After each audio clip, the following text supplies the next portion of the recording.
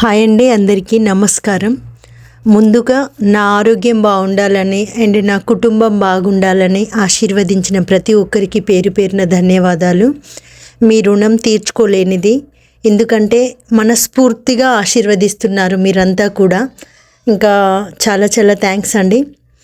నా హెల్త్ గురించి చాలామంది అడుగుతున్నారట, మమ్మీ ఆరోగ్యం ఎలా ఉందిరా చిట్టి, ఒక వీడియో పెట్టండి అని. అసలు నేనే వీడియోస్కి అగ్రీ చేయట్లేదండి, ఎందుకంటే నన్ను చూసి మీరంతా బాధపడడం నాకు అసలు ఇష్టం లేదు.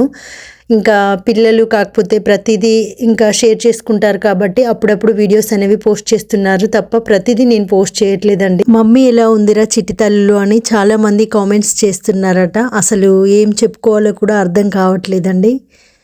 చాలా అంటే చాలా టెన్షన్స్తో నా లైఫ్ నడుస్తుంది. అసలు మానసిక ప్రశాంతతని కోల్పోయాను.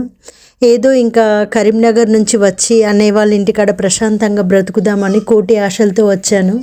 గతః ఇంకా న్యూ లైఫ్ స్టార్ట్ చేసి పిల్లలతో హ్యాపీగా ఉందాము అని అనుకున్నాను. కానీ తానొకటి తలిస్తే దైవం మరొకటి తలిచిందంటారు కదా. ఇంకా నేను చెప్పుకోలేని బాధలు నన్ను వెంటాడుతూనే ఉన్నాయి. అసలు నరకం అంటే ఏంటో నేను ప్రతిరోజు చూస్తున్నానండి. ప్రస్తుతానికి మీరు ఎక్కడ ఉంటున్నారని చాలామంది అడుగుతున్నారట. మేమైతే ప్రస్తుతం ఆమ్దాలపల్లిలో ఉన్నాము. మీకు తెలుసు కదా, మా ఆడబిడ్డ స్వప్నక్క వాళ్ళ ఇంట్లో మేము ఒక 1 వీక్ ఎబో అవుతుందండి ఆల్మోస్ట్. ఇక్కడే ఉంటున్నాము, పిల్లలు నేను. పిల్లల స్కూల్కి ఇబ్బంది కావద్దని ఇంకా అక్క అయితే వ్యాన్కి ఇక్కడి నుంచే పంపిస్తుంది. స్కూల్ వాళ్ళకి ఇంకా మేము పర్మిషన్ తీసుకున్నాము. మా పరిస్థితి బాగాలేదండి, కొన్ని రోజులు మేము ఆమ్దాలపల్లి నుంచే పిల్లల్ని ఇంకా పంపిస్తాము అంటే వాళ్ళు సరే అని మా సిచ్యువేషన్ అర్థం చేసుకున్నారు. సరే అని ఇంకా వాళ్ళు అగ్రీ చేశారండి.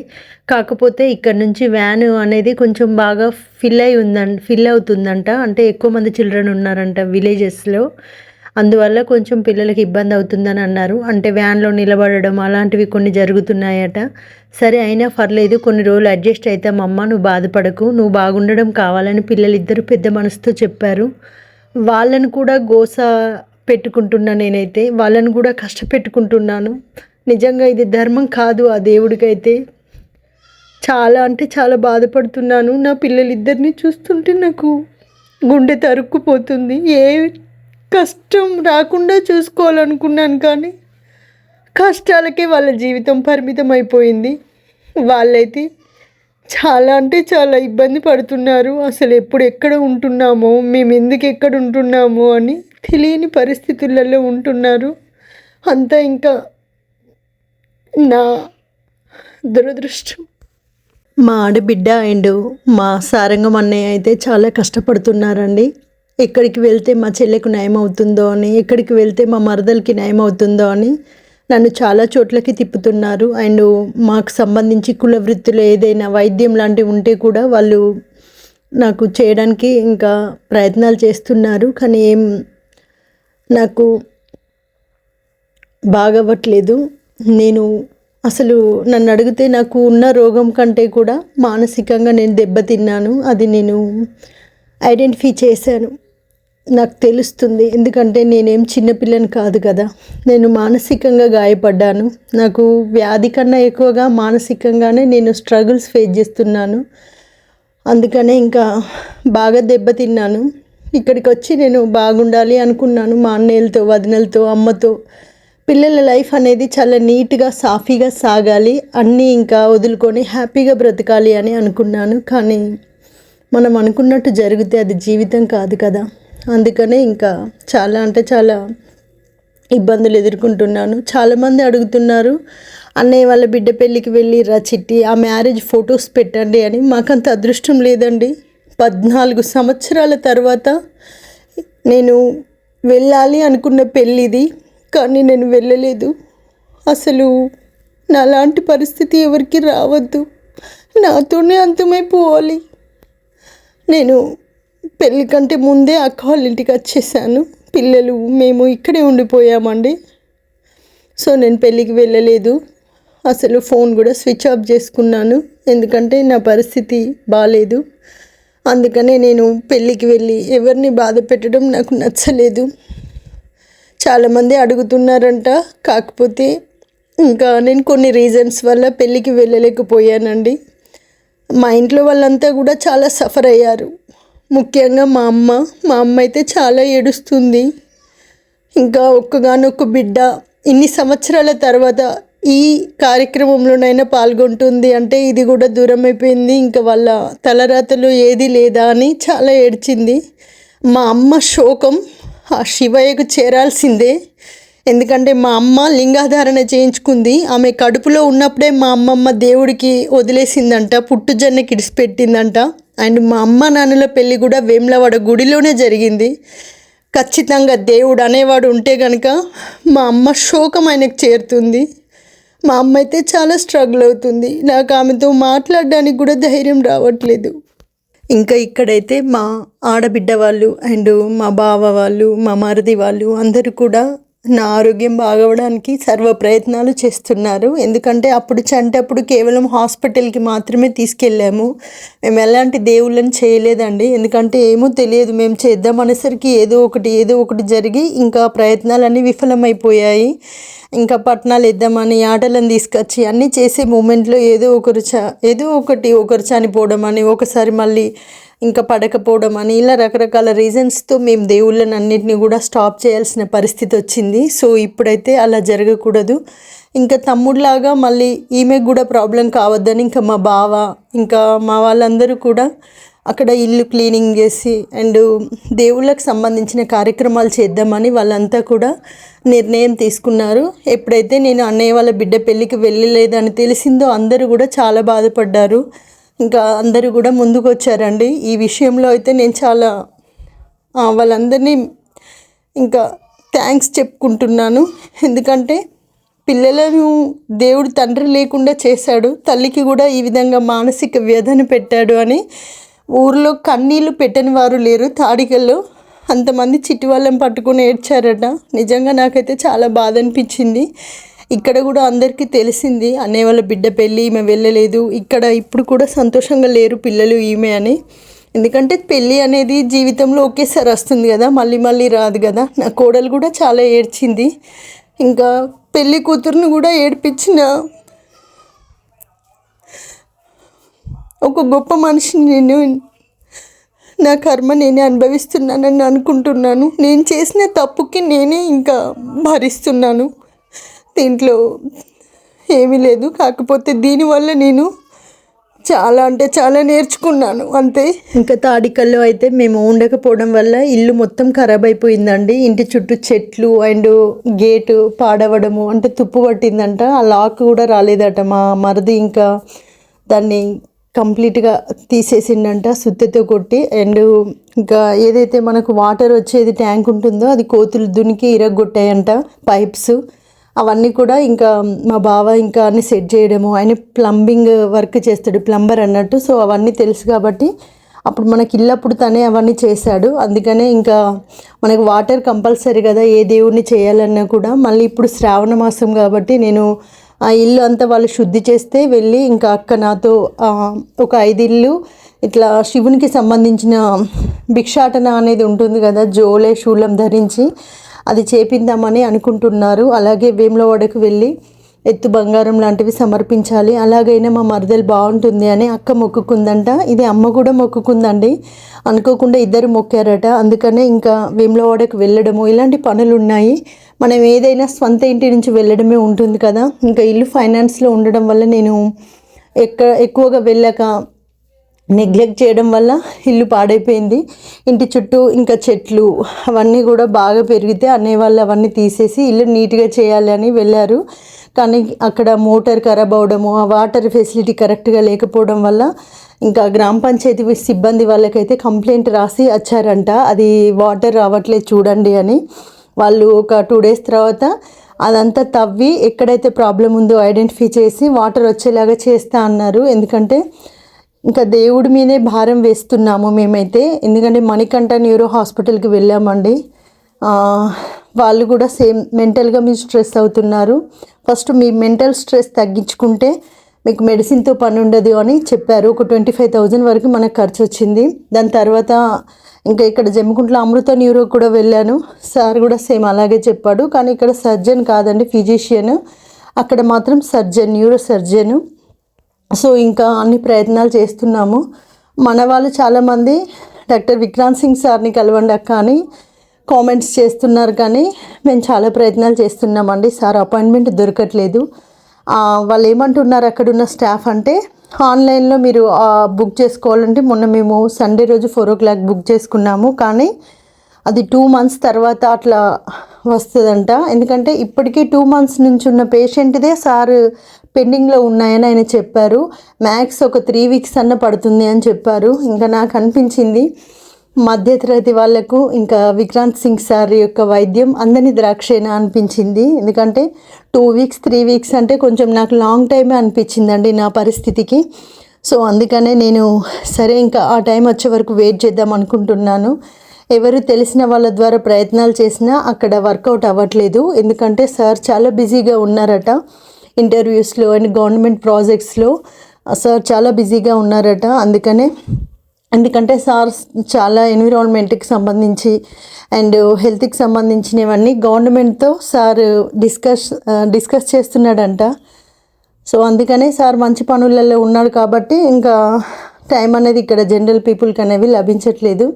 నాకైతే తెలిసింది అదే, 2 weeks వెళ్తే అదే చెప్పారండి. సరేలే అనేసి ఇంకా వెయిట్ చేద్దామని బుక్ అయితే చేసుకున్నాం, కానీ మాకైతే అపాయింట్మెంట్ రావడానికి మ్యాక్స్ 1 month వరకు టైం పడుతుందని చెప్పారు. మీరు అనుకుంటున్నారు కావచ్చు అక్కకి అంతా చెప్పినా సార్ని కలవడానికి వెళ్ళట్లేదని, కానీ నిజానికి ఇదండి జరిగింది. మీరు కూడా ఎవరైనా ఉంటే తప్పకుండా సార్ అపాయింట్మెంట్ నాకు ఇప్పించండి దయచేసి. ఎందుకంటే నేను సార్తో నా బాధ చెప్పుకోవాలి, సార్ నాకు సొల్యూషన్ చూపిస్తారని నమ్మకం నాకుంది. సో మీ వైపున కూడా ఏదైనా ప్రయత్నం ఉంటే ఈ అక్క కోసం తప్పకుండా ట్రై చేయండి. విక్రాంత్ సింగ్ సార్ని కలవాలని చెప్పగానే స్వప్నకైతే ఒకటే అంది, అసలు నేను ఆమె అంత మంచి మోటివేటర్ అని నేను ఇంతవరకు అనుకోలేదండి. నాకు స్వప్నకున్న బాండింగ్ దాదాపు 2011 నుంచి మేము ఇంకా మా జర్నీ అనేది కొనసాగుతుంది. నేను మ్యారేజ్ అయిన తర్వాత మొట్టమొదటిసారిగా అడుగు పెట్టింది స్వప్నక్క వాళ్ళ ఇంట్లోనే. అందరికీ తెలిసి తను ఒక ఆడపడుచు స్థానం, కానీ నాకైతే అత్త మామ వాళ్ళిద్దరు అన్నట్టుగానే మొదటి నుంచి ఇంకా కొనసాగుతుంది. ఎందుకంటే నా మ్యారేజ్ అయిన తర్వాత మేము నూతనంగా అడుగుపెట్టిన ఇల్లు ఈ ఆమ్దలపల్లిలో అక్క వాళ్ళు ఉంటున్న ఇల్లే. ఇక్కడ మేము దాదాపు చాలా సంవత్సరాల జర్నీ అండి. ఆడపడుచు వాళ్ళ హస్బెండ్ అనే రిలేషన్ కాకుండా చంటికి తల్లిదండ్రుల బాధ్యతను వాళ్ళు తీసుకున్నారు. అందుకే ఇంకా అప్పుడు పెళ్ళి అప్పుడు కూడా అన్ని ముందుండి వీళ్ళే నడిపించారు. ఆయన తరపున పత్రికలలో కూడా వీళ్ళే పెద్దవాళ్ళగా పేర్లు పెట్టడం జరిగింది. సో అన్ని రకాల మా వాళ్ళకు తెలిసినంత వరకు, నాకు తెలిసినంత వరకు చంటికి తల్లిదండ్రుల స్థానమే ఇది. ఆడపడుచు వాళ్ళ స్థానం అనేది కాదండి. ఎందుకంటే అంత ఎఫెక్షన్ ఉండేది అన్నట్టు. సో అక్క అయితే అంత మోటివేషన్ చేస్తుంది అని నేను ఆమెలో అసలు ఎప్పుడు గమనించలే, అవకాశం రాలేదు కూడా. నేను విక్రాంత్ సింగ్ సార్ని కలవాలి, సార్ ద్వారా నాకు మంచి జరుగుతుంది, సార్ నాకు కొంత కౌన్సిలింగ్ చేస్తాడేమో, నా మైండ్ మార్చుతాడేమో అని నేను ఇలా మాట్లాడుతున్నా తనతో. అప్పుడు తను ఒక్కటే అంది, అసలు నీకే డాక్టర్ అవసరం లేదు, నిన్ను నువ్వే మార్చుకోవాలి. నీకు 2 పిల్లలు ఉన్నారు, వాళ్ళు తప్ప ఎవరు కనిపించద్దు, ఎవరో బాధ పెట్టారని, ఎవరి ద్వారానో బాధపడ్డానని ఇలాంటి అన్ని చిన్నపిల్లలాగా మాట్లాడి నిన్ను నువ్వు తక్కువ చేసుకోకు, నీ స్థానం మామూలుది కాదు. 14 సంవత్సరాల నుంచి నువ్వు మా తమ్ముడిని ఎంతో అన్నీ చూసుకుంటూ ఎన్నో ఒడిదుడుకులను ఎదుర్కొంటూ ఈ స్థాయికి వచ్చావు. నీ ప్లేస్లో మేము ఎవరం ఉన్నా కూడా తట్టుకోకపోతాము, ఒక్క క్షణంలో మా జీవితాలను ముగించుకునే వాళ్ళము, అన్ని కష్టాలను ఎదుర్కొన్నాం. నీలాంటి దానికి విక్రాంత్ సింగ్ సారు ఇంకే సారు అవసరం లేదు, నీకు నువ్వే స్ట్రాంగ్ అవ్వాలి, నీ ముందు అవన్నీ తక్కువే అని నన్ను ఎంత మోటివేట్ చేసిందంటే అసలు నేను ఆమెలో ఆ యాంగిల్ అసలు చూడలేదండి. నేను షాక్ అయిపోయాను. ఆమె నన్ను చాలా మోటివేట్ చేసింది. నువ్వు మాత్రమే బాధపడుతున్నావు, అది గమనించుకో అని చెప్పింది. నువ్వే సఫర్ అవుతున్నావు, నీకు నువ్వే అంతమైపోతున్నావు, దీని ద్వారా నీ పిల్లలిద్దరు సఫర్ అవుతున్నారు. మీ ముగ్గురు తప్ప ఈ ప్రపంచంలో మీ గురించి ఎవరు బాధపడేవారు చాలా తక్కువే. ఎవరు బాధపడ్డా కొద్ది సెకండ్లు కొంత సమయం తప్ప మీరు ముగ్గురే ఇంకా నష్టపోతారు, నీ వల్ల నీ పిల్లలిద్దరు నష్టపోతారు. ఇది గుర్తుంచుకుంటే నువ్వు ఆటోమేటిక్గా మారిపోతావు.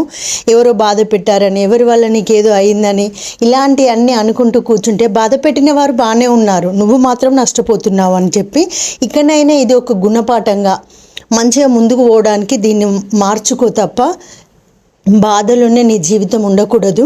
అండ్ పెళ్ళికి వెళ్ళక చాలా పెద్ద తప్పు చేశావు. ఒక మంచి కుటుంబం నీకున్నప్పుడు ఎలాగోలా వెళ్తే అయిపోతుండేది అని చెప్పి చాలా మోటివేషన్ చేసింది. కానీ నా పరిస్థితి నాకు తెలుసు కదా, అక్కకి అన్నీ నేను చెప్పుకున్నాను. అయినా కూడా అక్క ఇంకా పెద్ద ఆవిడ కాబట్టి ఏదైనా పోవాలి రావాలి అని అంటుంది. సిచ్యువేషన్స్ నాకు తెలుసు.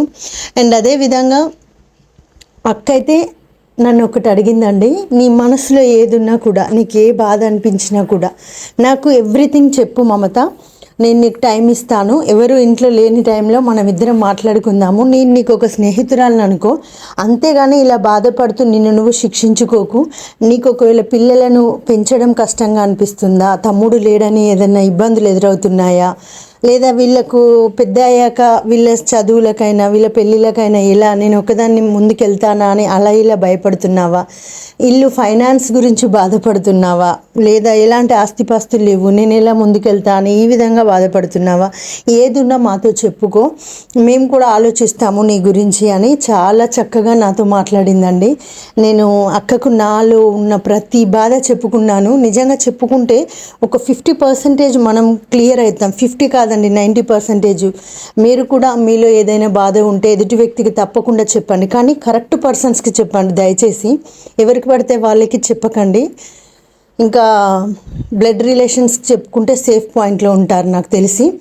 సో ఇంకా నేను ఎవ్రీథింగ్ చెప్పానండి. అసలు అక్కకు చెప్పగానే అక్క చాలా బాధపడింది. నీలో ఇంత బాధను దాచుకొని ఇలా నువ్వు ఉంటున్నావా అని చెప్పి ఇంకా నన్ను కొన్ని తిట్టింది కూడా, ఇలా చేస్తావా అలా చేస్తావా ఇంకా అని ఇంకా కొంచెం నన్ను హెచ్చరించింది కూడా. ఇక ముందు ఇలా ఉండకు, జాగ్రత్తగా ఉండు, పిల్లలు ఉన్నారు వాళ్ళ కోసమని నువ్వు ఏదైనా 1-2 సార్లు ఆలోచించి ముందు స్టెప్ వేయాలి. ఏది మనసుకు వస్తే అది అన్నట్టుగా తీసుకోవద్దు నిర్ణయాలు అని చెప్పి నన్ను చాలా మోటివేట్ చేసిందండి. నిజంగా చెప్తున్న, స్వప్నక్క నా గురించి ఇంత ఆలోచిస్తుందని నేను కలలో కూడా అనుకోలేదు. నాకు ఒక బెస్ట్ మోటివేటర్గా మారిపోయింది. అండ్ నన్ను మార్చడానికైతే శతవిధాల ప్రయత్నాలు చేసింది. నేను ఈ విధంగా మెంటల్లీ బాగా స్ట్రెయిన్ అవ్వడానికి కారణం ఏంటి అని చాలామంది అడుగుతున్నారు. అసలు ఈ క్వశ్చన్ అనేది నన్ను బాగా అంటే రిపీటెడ్గా నా దాకా వస్తుంది. పిల్లలు చెప్తున్నారండి. యాక్చువల్గా నేను చనిపోయిన బాధ నుంచి ఇంకా పూర్తిగా బయటికి రాలేదండి. ఇది నెంబర్ 1. మరి రావచ్చు కదా అక్క అని కొంతమంది నన్ను తిడుతున్నారు. బట్ నా వల్ల కావట్లేదండి. ఆయన ప్రతి జ్ఞాపకం నన్ను వెంటాడుతూనే ఉంది. నేను కొంచెం టైం తీసుకుంటాను, ఇంత తొందరగా అంటే నా నుంచి అవ్వట్లేదండి. చాలా బాధపడుతున్నా. ఇప్పుడైతే పిల్లలకు కనిపించకుండా చాలా నేను కవర్ చేస్తున్నాను. బట్ అయినా కూడా పిల్లలు నమ్మట్లేదు. మా మమ్మీ ఇంకా బాధపడుతుందనే విషయం వాళ్ళకి అర్థమైపోయింది. బట్ నేను శతవిధాల ప్రయత్నాలు చేస్తున్నాను ఆయన బాధ నుంచి బయటికి రావడం కోసం. నేను పిల్లలు ఏం చెప్తే దానికి అగ్రి అవ్వడానికి కూడా సిద్ధపడుతున్నాను. అంటే ఫర్ ఎగ్జాంపుల్ ఇప్పుడు ఎటైనా వెళ్దాం మమ్మీ, ఇక్కడికి వెళ్తే ప్రశాంతంగా ఉంటుంది అని అట్లా ఇట్లా పిల్లలు వెళ్దామంటే నేను వెళ్తున్నాను కూడా. ఈ మధ్య నేనైతే మీరు చెప్తే నమ్ముతారో నమ్మరు, అక్క వాళ్ళు చెట్ల తీర్థాలకు వెళ్ళారు. నేను అసలు చెట్ల తీర్థాలకు వెళ్ళానండి. ఎందుకంటే కొంచెం నాకు చంటి గుర్తొస్తాడు అన్నట్టు ఆ ప్లేస్, అవన్నీ మేము తిరిగినాయి అందుకనే. కానీ అయినా పిల్లలు చెప్పారని వాళ్ళ కోరిక కాదనకుండా నేను వెళ్ళాను. అట్లా పిల్లల కోసం నన్ను టోటల్గా మార్చేసుకోవడానికి 100% ట్రై చేస్తున్నాను. బట్ అన్నీ ఒకేసారి పాసిబుల్ కాదు కదా. అండ్ రెండో విషయం ఏంటంటే నేను ఫినాన్షియల్గా బాగా కొంచెం స్ట్రెస్ అవుతున్నాను. దాన్ని ఓవర్కమ్ చేయడానికి ప్రయత్నం చేస్తున్నా కానీ విఫలమైపోయాను. ఇంకా దీనివల్ల నా ఫ్యామిలీ నుంచి కూడా కొంత నేను ఇబ్బందులను ఎదుర్కొంటున్నాను. అండ్ హౌస్ ఫైనాన్స్ విషయంలో కూడా కొంచెం కొత్త రకమైన సమస్యలు నాకు తారసపడ్డాయి. ఇలా నేను చెప్పుకోలేని బాధలతో సతమతం అవుతున్నానండి. మెంటల్గా స్ట్రెయిన్ అయ్యాను. నా మనసుకు గాయం అయిపోయింది. మామూలుగా ఆ గాయం మానడానికి ఎంత టైం పడుతుందో కూడా తెలియదు. కానీ పిల్లల కోసం నేను అన్నీ మర్చిపోయి న్యూ లైఫ్ స్టార్ట్ చేయాలని ఇక్కడికి వచ్చాను. కానీ ఇక్కడ కూడా నేను రెట్టింపు బాధని అనుభవిస్తున్నాను. ఎవరికి లేవో బాధలు మీకే ఉన్నాయి అనుకోకండి. నిజంగా మా అంత దురదృష్టవంతులు ప్రపంచంలోనే లేరని చెప్పవచ్చు. ఎంత మళ్ళీ ముందుకెళ్ళాలి, సర్వైవ్ అవ్వాలి అనుకున్నా కూడా అంత తొక్కి పడేస్తున్నాయి సమస్యలు. నేనైతే అందరి మంచి కోరుకుంటున్నానండి. శత్రువులను కూడా ప్రేమించాలనే మోటో నాది. నేను చిన్నప్పటి నుంచి కూడా నా వ్యక్తిత్వం అదే. ఏదైనా తాత్కాలికమైన కోపం, తర్వాత వెంటనే నేను మళ్ళీ మారిపోతాను. అందువల్లనే చంటిని నేను అన్ని సంవత్సరాలు ప్రొటెక్ట్ చేశానండి. ఆ వ్యక్తిత్వమే అతన్ని కాపాడేలా చేసింది. నేను ఎవరి విషయంలోనైనా సరే చాలా సెన్సిటివ్గా ఉంటాను, బట్ మళ్ళీ వెంటనే నేనే సరౌండ్ అవుతాను. ఫస్ట్ ఆఫ్ ఆల్ అది నాకున్నటువంటి గుడ్ హ్యాబిటే అనుకుంటున్నాను, వారెవరైనా కానీ దేవుడు నాకే ఇంకా ఇలా బాధలు పెడుతున్నాడు. నా వరకైనా పర్వాలేదండి, నా పిల్లల్ని బాధ పెట్టకు దేవుడా అని నేను ప్రతిరోజు బాగా వేడుకుంటున్నాను. నన్ను వాళ్ళు ఒక సెటిల్మెంట్ అయ్యి వాళ్ళు ఒక స్టేజ్కి వచ్చేదాకానన్నా వాళ్ళకు నేను ఉండేలాగా చెయ్యి, తర్వాత తీసుకెళ్ళిపో అని చెప్పి నేను ఆ శివయ్యని వేడుకుంటున్నాను.